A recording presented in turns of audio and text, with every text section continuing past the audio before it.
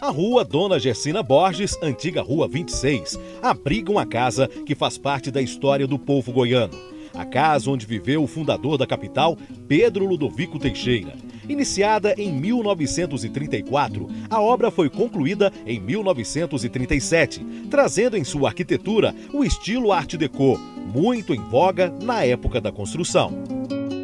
No momento de sua finalização, a residência do então Interventor Federal de Goiás tinha ares e dimensões palacianas, se levarmos em consideração o padrão goiano da época.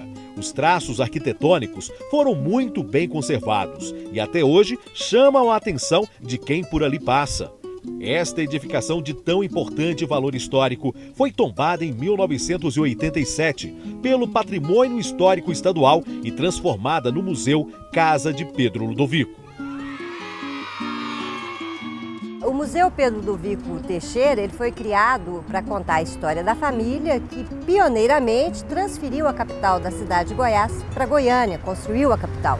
Então ele tem uma relevância, apesar da gente ter uma história considerada curta, a cidade de Goiânia, mas ela é extremamente relevante para quem quer entender como é que funciona essa dinâmica, como é que os goianos se ocuparam esse território e principalmente o papel do Pedro Ludovico nesse processo. A residência é um sobrado de linhas sóbrias, que ocupa 4 lotes. Doado ao estado de Goiás pelos herdeiros do fundador de Goiânia, a casa e tudo aquilo que a ela pertence foi tombado como memorial e aberto à visitação pública. Móveis, utensílios, roupas, objetos variados, livros e peças de decoração lá estão, como foram deixadas pelo ilustre morador. Até as árvores que por ele foram plantadas, hoje elas servem de abrigo para os pássaros que ainda resistem no meio da selva de pedra no coração da cidade. A gente chama de Museu Casa, né? Esse tipo de museu, assim, o Museu Casa Rui Barbosa, o Museu Casa Pedro Ludovico, porque na verdade a gente está tratando com a moradia, o lugar onde ele morou. Essa casa foi construída exclusivamente para ele e para a esposa e para a família. Então o museu conseguiu preservar, o seu acervo são os objetos dessa família, todos os objetos que compunham a casa, o dia a dia, e contar um pouco dessa história do pioneiro, do construtor de Goiânia, né? Lembrando que Pedro Ludovico não fez isso sozinho, né? Ele teve inúmeros parceiros, gente humilde, que infelizmente os livros de história não registram. O que mais me emociona é o quarto que eles faleceram. Ali estão as roupas deles, as roupas da minha avó e principalmente o retrato da minha mãe.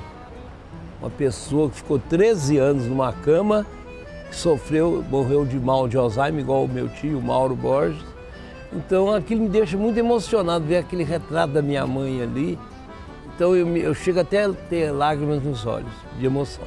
Eu estive aqui num domingo, passeando, aí quando falaram para a menina que eu era neto do Pedro Ludovico, ela simplesmente chorou, teve um ataque de choro, falei, de emoção. Então eu conversei com ela, nós conversamos, aí ela foi acalmando, porque foi uma emoção que tomou conta dela. Esse aqui é o chefe de gabinete militar da presidência, Pedro Ludovico, Getúlio Vargas, professor venerando, primeiro prefeito de Goiânia, ministro João Alberto, ministro da Educação de Getúlio, Manuel dos Anjos, ajudante de ordem do governador, e o Antônio, meu tio, que morreu de desastre de avião. Essa mangueira foi plantada em 1934 pelo meu tio Pedro. Ela é um ano mais nova do que Goiânia. O mogno, o outro mogno, esse mogno é de 74, 75. Ele é mais novo que o de lá. E o tronco dele é mais grosso. Eu me sinto assim muito emocionado e muito honrado também de falar sobre meu avô, Pedro Ludovico, que é o meu líder. Não, ele não é só líder porque eu sou neto dele. Ele é meu líder pela atitude política dele. Então, eu me sinto assim, muito feliz de atender a criançada e levar essa mensagem do meu avô Pedro Ludovico para as escolas. Inclusive, eu só não atendo aqui não, eu vou nas escolas também, passo DVD. Então, para mim, é um motivo de orgulho. Teve gente que queria me pagar para fazer conferência sobre meu avô. Eu não uso a imagem do Pedro Ludovico para ganhar dinheiro. O meu trabalho não cobrar da escola e falar sobre o Pedro Ludovico, porque dinheiro, isso memória não se compra. Para mim, é o museu mais importante de Goiás. Não é só de Goiânia, não, do estado de Goiás. Porque aqui está toda a história do estado de Goiás e principalmente da sua filha querida, cidade de Goiânia. Pedro Ludovico Teixeira nasceu na cidade de Goiás, então capital do estado de Goiás, em 1891. Formou-se médico no Rio de Janeiro e se estabeleceu na cidade de Rio Verde, nos anos 20 do século passado. Os objetos e instrumentos cirúrgicos reverenciam o exercício da medicina, profissão a qual se dedicou com o mesmo amor que dedicou à política.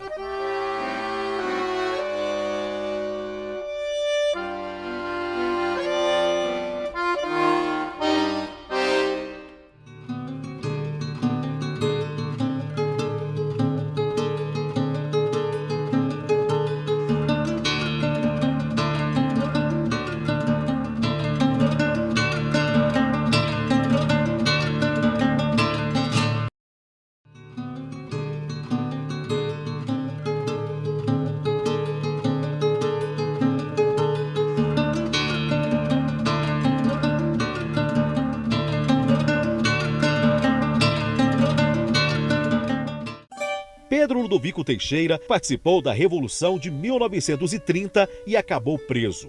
Em 24 de outubro deste mesmo ano, enquanto se dava sua remoção para a cidade de Goiás, durante o percurso veio a notícia da vitória da Revolução. Assim, Pedro Ludovico chegou ao seu destino não mais como prisioneiro, e sim para assumir o governo provisório do estado, nomeado interventor federal. Ele chegou em Rio Verde, prenderam ele, puseram na cadeia lá em Rio Verde, inclusive hoje lá é museu também.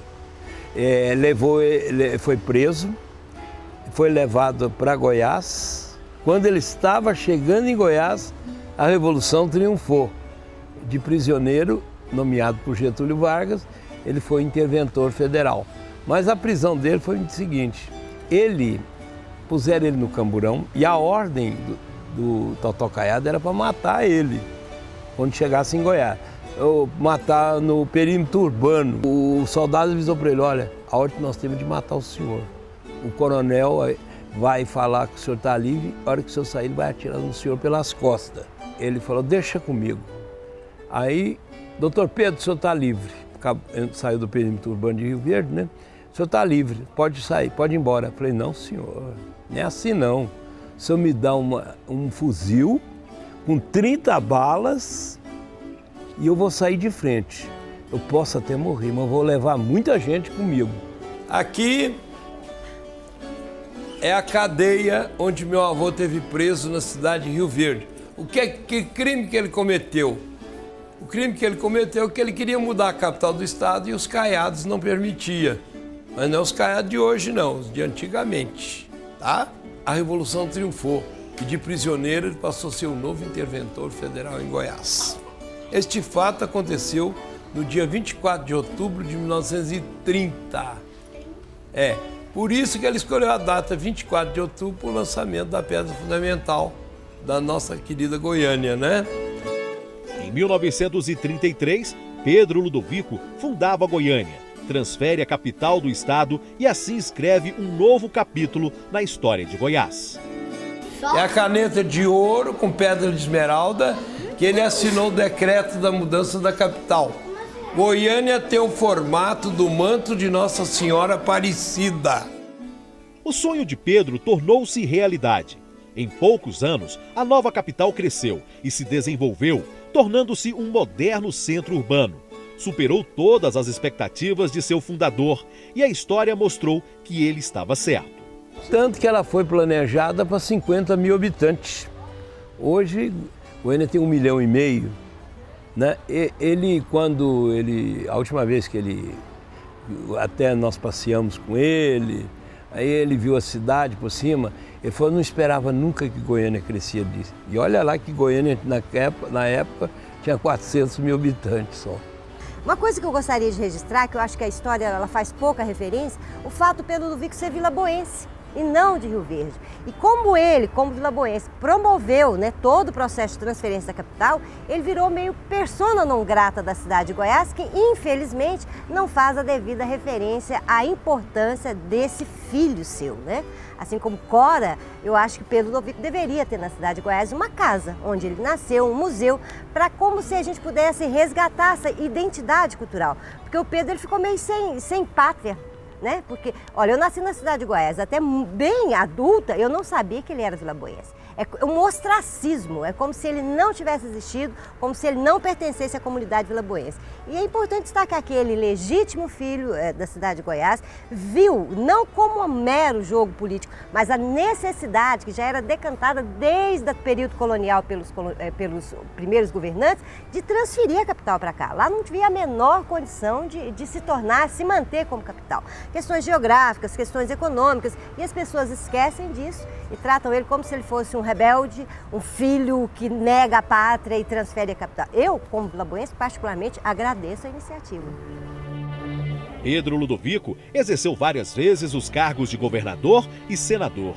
Reeleito em 1961 ao Senado, permaneceu até quase o fim de sua legislatura, quando em 1969 teve o mandato cassado e os direitos políticos suspensos pela ditadura militar estabelecida em 1964. Pedro Ludovico Teixeira faleceu em 1979 aos 88 anos de idade, poucos dias depois da publicação da Lei da Anistia. A paixão pela política, Pedro transferiu ao filho mais velho, Mauro Borges Teixeira. Coronel do Exército Brasileiro, Mauro foi eleito governador de Goiás em 1960. Pai e filho foram extremamente trabalhadores, eles viveram mesmo por conta dessa causa, e eu acredito sinceramente que Goiás tinha que reproduzir mais políticos dessa monta, dessa coragem e dessa integridade. Goiás precisava aprender ainda mais com esses políticos que passaram da família Pedro Ludovico e que governaram o nosso estado. Aqui, a espada de oficial do Exército. Aqui é o símbolo do governo dele, que era Plano MB. Plano? Isso aqui é o diploma que ele recebeu como oficial do Exército. Não. Aqui era do Goiânia. E aqui a medalha do Exército. Agora, essa medalha aqui, gente, é muito importante. Essa medalha que ele recebeu dos palestinos na Cisjordânia. Ele recebeu porque ele era a favor da causa palestina. Lá vive em guerra. Deposto em novembro de 1964, pelo ato da ditadura militar, Mauro Borges foi cassado e proscrito, mas não sem antes resistir, como homem comprometido com as forças democráticas à imposição militar. Ele falou que só saía morto se não viesse com a ordem oficial. Mas veio a ordem, inclusive uma senhora sentou a bolsa na cara do coronel e cortou aqui. E o povo pedindo arma, queremos armas. E os aviões sobrevoando Goiânia, né? Sobrevoando Goiânia com 40 mil pessoas na praça. Queremos arma. E ele falou, gente, eu não sou homem de fugir da luta, mas sou obrigado a entregar ao governo, senão vai haver um mar de sangue na cidade. A dona Lourdes, minha tia, ela nasceu em São Francisco de Assis, 12 quilômetros depois de Santa Maria, onde houve aquele incêndio na boate. Kiss, exatamente. Então, ela que fez o curativo do coronel, que teve acidente com ele, que a mulher bateu a bolsa nele. Foi de propósito ou foi de... Não, foi de propósito. Anistiado em 1979, foi eleito senador em 1982 e deputado federal em 1994. Após cumprir o mandato de 4 anos, Mauro Borges abandonou definitivamente a vida pública, mas continua admirado e respeitado no meio político. A notícia de sua morte, no início de 2013, comoveu o povo goiano. Foi decretado luto oficial no estado por 7 dias. A história de Goiás deve muito a estes dois grandes nomes. Na Casa Museu, as fotografias e documentos nos fazem entender e acompanhar mais de perto a trajetória política de pai e filho. ambos com o mesmo espírito guerreiro que lhes custou os seus mandatos durante os chamados Anos de Chumbo. Considero fundamental e tenho muito orgulho da resistência apresentada pelos goianos, né? Pedro Ludovico, que também foi cassado quanto senador, e do Mauro Borges, que perdeu a sua governança, né? Ele era governador do estado, porque ele foi o primeiro a falar: não vou demitir os deputados comunistas. Quer dizer, ele não ia fazer isso. E por ter sido essa parede, essa oposição à resistência, eles foram barbaramente perseguidos, né? Politicamente perseguidos.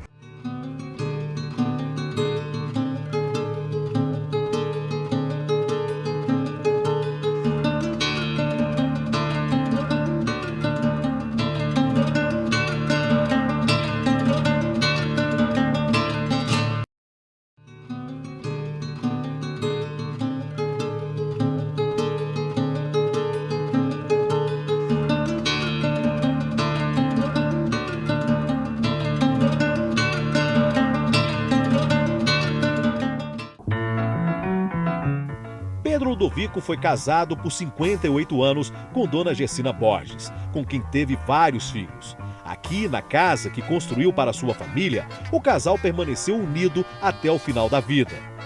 Os móveis, os objetos e utensílios domésticos mostram o estilo de vida da família. Quarto com closet e banheiro conjugado era um luxo de privacidade naqueles tempos. O escritório, a sala de leitura, onde também se assistia à TV e se ouvia música, tudo pronto a atender às necessidades de um político do porte de Pedro Ludovico, que recebia inúmeras pessoas ilustres em sua casa. Ali era um escritório, depois tinha a sala de visita e a sala de televisão.